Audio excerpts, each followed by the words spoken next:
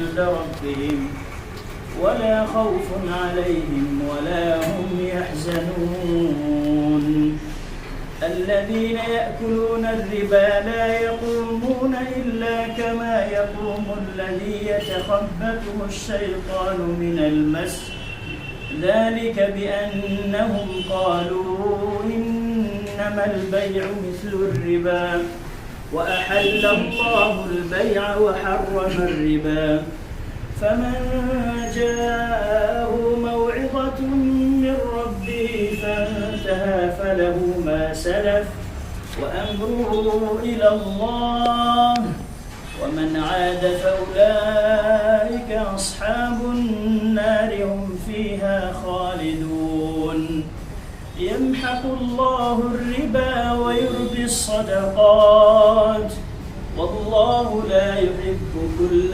كفار أثيم إن الذين آمنوا وعملوا الصالحات وأقاموا الصلاة وآتوا الزكاة لهم أجرهم عند ربهم ولا خوف عليهم ولا هم يحزنون يا أيها الذين آمنوا اتقوا الله وذروا ما بقي من الربا إن كنتم مؤمنين فإن لم تفعلوا فأذنوا بحرب من الله ورسوله وإن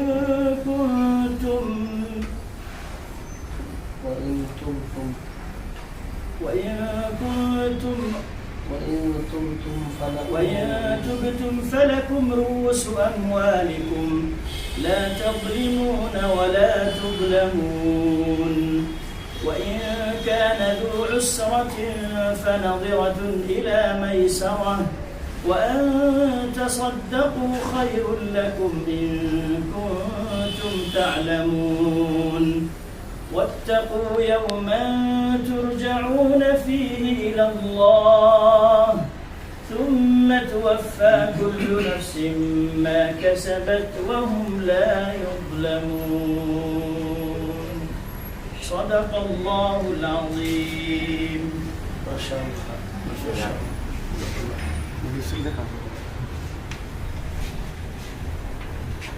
بات میں تقویٰ اور بانی تقویٰ کے بارے میں ایک مختصر سا تعارف میں پیش کرنا چاہتا ہوں. ضرور. بسم اللہ الرحمن الرحیم. ریاست کرناٹکا کے جمعیت العلماء ہند کے صدر آج کی اس تقریب کے معزز مہمان خصوصی حضرت مولانا مفتی افتخار احمد القاسمی صاحب اور ہمارے مرکز سے تشریف لانے والے طارق القاسمی صاحب، لیکن کچھ نجی مصروفیات کی وجہ سے مولانا عبدالعلیم صاحب جو کہ صدر آل انڈیا ملی کے نائب صدر ہیں ملی کونسل کے اور مسلم پرسنل بورڈ کے بھی وہ رکن ہیں اور برکت جامعہ کے محتمل بھی ہیں اور صدر ہیں تو وہ نہیں آ سکتے. آج کی اس تقریب کی ہمارے صدر نشین جناب ڈاکٹر محمد سعید شنگیری صاحب، دیگر شرفاء و معززین شہر اور سامعین کرام، السلام علیکم ورحمۃ اللہ وبرکاتہ. کہتے ہیں کہ حیات لے کے چلو، کائنات لے کے چلو، حیات لے کے چلو، کائنات لے کے چلو، چلو تو سارے زمانے کو ساتھ لے کے چلو.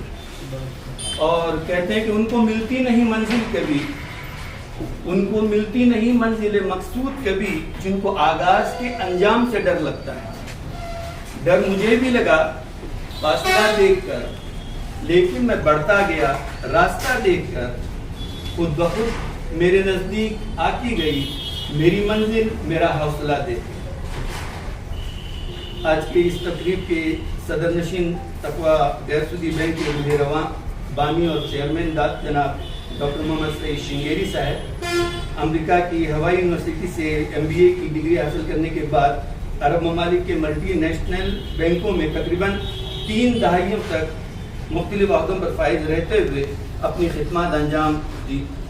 سودی نظام بینکنگ کو بہت قریب سے دیکھا اور اس کی باریکیوں کو سمجھا اور پھر قرآن کے توسط سے اس کا متبادل حل تلاش کرنے کی دھن سوار ہوئی تو قرآن کا گہرائی سے مطالعہ کیا، اور جب اس آیت پر انہوں نے غور کیا ما فرطنا فی الکتاب من شیء، کہ ہم نے اس کتاب میں کسی چیز کو نظر انداز نہیں کیا ہے، تو جو سورۃ الانعام آیت نمبر 38 کی یہ آیت ہے، تو یہی ایک چھوٹی سی آیت ان کے لیے سودی نظام سے نجات اور ہدایت کا ذریعہ بنی، اور بینکاری کا غیر سودی نظام قرآن و حدیث کی روشنی میں پیش کرنے کا مصمم عزم کیے اپنے مشن سے یوں جڑ گئے کہ حق کی تلاش و جستجو میں اپنی زندگی کا ایک طویل عرصہ صرف کیا، خوب محنت کی، اور کافی ارکریزی اور عالمی شہرت یافتہ ہندوستانی علماء کرام سے مسلسل ربط رکھتے ہوئے علمی و شرعی بحث و مباحثے کے بعد بالآخر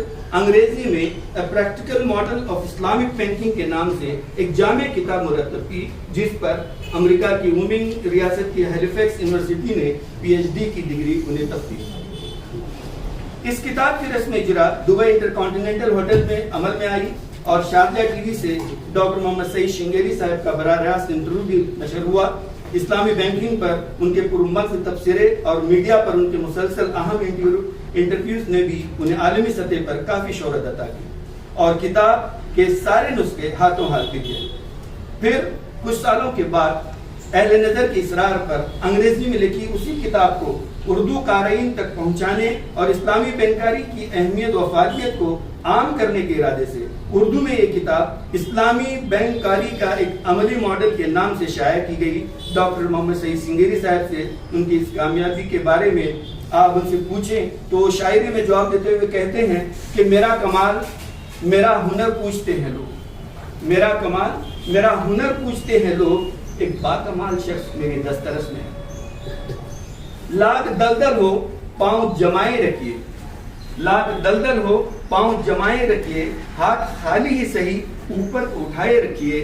کون کہتا ہے چھلنی میں پانی رک نہیں سکتا، کون کہتا ہے چھلنی میں پانی رک نہیں سکتا، برف بننے تک حوصلہ بنائے رکھیے۔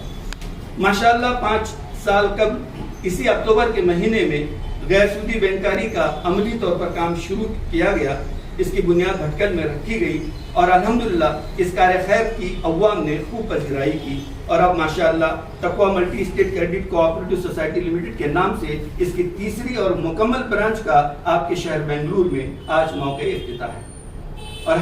اور آپ کی معلومات میں اضافے کے لیے عرض کرتا چلوں کہ اسی شہر کے جیا نگر میں تقویٰ کی دوسری برانچ اور کارپوریٹ آفس بھی پہلے سے ہی موجود ہے۔ الحمدللہ تقویٰ کو registrar of cooperative societies Karnataka کی جانب سے دیگر 6 ریاستوں میں بھی دفاتر اور شاخیں قائم کرنے کے لیے NOCs مل چکی ہیں، جن میں تمل ناڈو، آندھرا پردیش، تلنگانہ، کیرلا، گوا اور مہاراشٹر شامل ہیں۔ اب اس سمت میں انشاءاللہ نئی دہلی کی مرکزی حکومت سے بھی اجازت نامہ حاصل کرنے کی جانب پیش رفت جاری ہے، تاکہ سارے ہندوستان میں غیر سودی بینکنگ کا نظام عام ہو اور سودی نظام اور اس کی برائیوں کا جڑ سے ہمیشہ کے لیے خاتمہ ہو، آمین۔ احسار و خلوص و عدل و کرم تقویٰ کی بنا ہے، اس پر ہی احسار و خلوص و عدل و کرم تقویٰ کی بنا ہے، اس پر ہی انسان بھلے خوشحال رہے، تقویٰ کا یہی ہے مقصد بھی۔ یہی جنوں یہی ایک خواب میرا ہے، یہی جنوں یہی ایک خواب میرا ہے، وہاں چراغ جلا دوں جہاں اندھیرا ہے۔ تقویٰ کا ویژن، تقویٰ کا مشن اور تقویٰ کی قدر کچھ یوں ہے، ہندوستان میں تمام قوموں کی فلاح و بہبود کے لیے ایک قابل عمل اسلامک فائنینشیل سولوشن فراہم کرنا تقویٰ کا ویژن ہے، اور ایک مضبوط اور مستحکم اسلامی بینک کا قیام عملی طور پر ممکن ہو جائے، جس کے لیے یہاں کی قابل قدر قوموں اور طبقات کے لیے قیمتی مالیاتی مصنوعات یعنی فائنینشیل پروڈکٹس اور خدمات یعنی سروسز فراہم کی جا سکیں، یہ تقویٰ کا مشن ہے۔ اور تقویٰ کی پالیسی بہت ہی صاف و شفاف، گاہکوں کو راغب کرنے والی، جائز اور قانون ہونے کے ساتھ باہمی افادیت کی حامل بھی ہے۔ تقویٰ اپنے گاہکوں کے لیے بہترین اور خوش اسلوبی کے ساتھ خدمات مہیا کرتی ہے، جس کا طریقہ کار نہایت آسان اور معقول ہے۔ یہی تقویٰ کی قدریں اور تقویٰ کے کام کے پیمانے ہیں۔ دین اسلام ایک مکمل ضابطۂ حیات ہے۔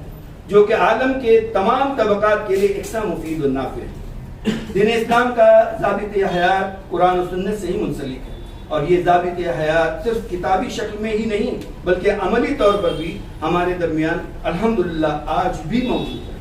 مگر کیا کریں، بقول شاعر، وہ جس نے آنکھ عطا کی ہے دیکھنے کے لیے، وہ جس نے آنکھ عطا کی ہے دیکھنے کے لیے، اسی کو چھوڑ کے سب کچھ دکھائی دیتا ہے۔ اسی ضابط حیات کی کتاب میں ایک باب ربا کا بھی ہے۔ ربا پر قرآن و حدیث میں بڑی سخت وعیدیں موجود ہیں۔ عرب معاشرے میں ربا کی وبا عام تھی۔ وقت پر قرض کی ادائیگی نہ ہونے پر ربا کی رقم دگنی کی جاتی تھی، اور پھر بھی رقم نہ ادا کرنے پر پھر دگنی کی جاتی تھی۔ یعنی سود پر مبنی یہ لین دین سامراجیوں کے لیے لقمہ تر اور مظلوموں کے لیے لقمہ اجل تھا۔ اس غیر منصفانہ نظام کو عادلانہ نظام میں تبدیل کرنے کے لیے ہی قرآن و حدیث میں تجارت کو حلال اور ربا کو حرام قرار دیا گیا۔ یعنی سادہ و سلیس انداز میں یوں سمجھ لیجئے کہ نکاح حلال ہے اور زنا حرام۔ نبیوں کی سنت نکاح ہے اور ابلیس کی رغبت زنا ہے۔ دونوں کام میں لذت ہے، مگر ایک میں لذت گناہ ہے، دوسرے میں لذت ثواب۔ ایک میں اللہ کی نافرمانی ہے اور دوسرے میں اللہ کی اطاعت ہے۔ بس اسی طرح سودی اور غیر سودی نظام بینکنگ ہے۔ ماشاءاللہ ہمارے درمیان علماء کرام موجود ہیں، وہ اس موضوع پر مدلل گفتگو آپ سے کریں گے انشاءاللہ۔ تمنا سر بلندی کی ہمیں بھی تنگ کرتی ہے، تمنا سر بلندی کی ہمیں بھی تنگ کرتی ہے، مگر ہم دوسروں کو رون کر اونچا نہیں ہوتے۔ میری صرف آپ سے یہی گزارش ہے کہ جب سودی نظام کی برائیوں اور اس کے نقصانات سے اب آپ واقف ہو چکے ہیں تو پھر اپنے قدم غیر سودی نظام بینکنگ کی جانب ہی موڑیے اور اس نظام سے جڑ جائیے، اس سے فائدہ اٹھائیے اور اس نظام کو عام کرنے میں تعاون کیجیے، کیونکہ اچھے کاموں میں ساتھ دینا اور برے کاموں سے بچنا مومن کا شعبہ ہے۔ اب آپ کے پاس سودی نظام سے بچنے کے لیے متبادل صورت موجود ہے اور آپ اپنے فیصلے میں آزاد ہیں۔ ہاں، مگر آپ صرف ارادہ ہی نہیں کیجیے گا بلکہ عمل بھی کیجیے گا، کیونکہ شعور صرف ارادے سے کچھ نہیں ہوتا، صرف ارادے سے کچھ نہیں ہوتا، عمل ہے شرط، ارادے سبھی کے ہوتے ہیں۔ یقین ہو تو کوئی راستہ نکلتا ہے، ہوا کی اوٹ بھی لے کر چراغ جلتا ہے۔ ایک آخری بات میں آپ کے گوش گزار کر کے اپنی جگہ لیتا ہوں۔ اپنی خرابیوں کو پسے پشت ڈال کر ہر شخص کہہ رہا ہے زمانہ خراب ہے، مگر یہ بھی سچ ہے کہ مشہور ہو گیا ہوں تو ظاہر ہے دوستو الزام 100 طرح کے میرے سر بھی آئیں گے۔ مجھ کو تولا گیا خطاؤں سے میری اچھائیاں رائے گاہ نکلی کے مزدار۔ ہر کام میں خدشات و امکانات ہوتے ہی، اور کسی کام کے ساتھ اسلامی اور غیر سودی کا لیبل لگا ہو تو خدشات مزید بڑھ جاتے ہیں۔ جو بھی خدشات و امکانات آپ کے ذہنوں میں اس وقت پنپ رہے ہیں، انہیں خدشات و امکانات کو بہت پہلے ہی محسوس کرتے ہوئے انہیں مدلل و تشفی بخش طور پر مستند علماء کرام کی رہنمائی میں ڈاکٹر محمد سعید شنگیری صاحب نے ایک مفید و نافع کتابچہ بھی تقویٰ بینکنگ اسکیموں کی شرعی و قانونی حیثیت کے نام سے شائع کیا ہے، جس میں ہر اسکیم پر شرعاً و قانوناً جائز ہونے کے مستند دلائل پیش کیے ہیں۔ اس تعلق سے میں حضرت مولانا قاضی مجاہد الاسلام القاسمی رحمۃ اللہ علیہ کے الفاظ میں یہی درخواست کروں گا کہ اہل نظر سے درخواست ہے تو اس کتاب کا گہرائی سے مطالعہ کریں، اور اگر کوئی خامی نظر آئے تو اس سے مصنف کو مطلع کریں۔ تحقیق کے بعد مصنف اصلاح میں تاخیر نہیں کریں گے۔ ڈاکٹر محمد سعید شنگیری صاحب کے حق میں میری نیک تمنائیں اور پرخون دعائیں بارگاہ عزیز میں قبول و مقبول ہوں، آمین یا رب العالمین۔ پھلا پھولا رہے یا رب چمن میری امیدوں کا، جگر کا خون دے دے کر یہ بوٹے میں نے پالے ہیں۔ وما علینا الا البلاغ، وآخر دعوانا